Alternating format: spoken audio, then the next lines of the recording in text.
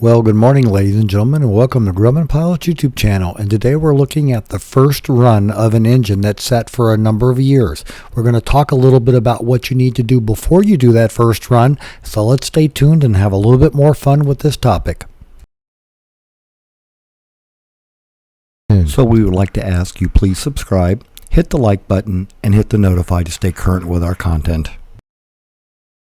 Now this particular O235 and this AA1A set for about 11 years and had not been run at all. So what they did was they took a borescope and they looked everywhere they could in the engine to see what they could see. They pulled a couple of cylinders and checked the valves and the tappets, and they found no corrosion. Had a mechanic looking over their shoulder. There was no corrosion, no pitting or spalling. So what they did was they put it all back together and torqued everything and took it out and did a first run.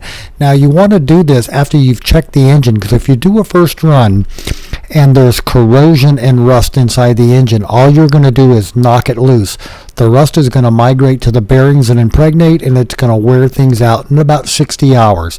So people used to pick up airplanes back in the 60s and 70s. The airplane had set for a number of years. They would grab it, drain the oil, put in new oil, add a quart of Marvel Mystery Oil, run it for 2 hours, drain the oil, put all fresh oil back in, add a little more Marvel Mystery Oil, and then sell the airplane as a running aircraft. And then about 60 hours later, you might be having to have an engine overhaul. So again, check the engine, make sure you're not going to knock anything off when you go to do a first run. If you're going to do a first run, you want it to keep running. You don't want to have to be doing this again in a short time. So ladies and gentlemen, we hope you found all this information about the first run useful and informative. Thanks so much for watching, and have a great day flying your Grumman.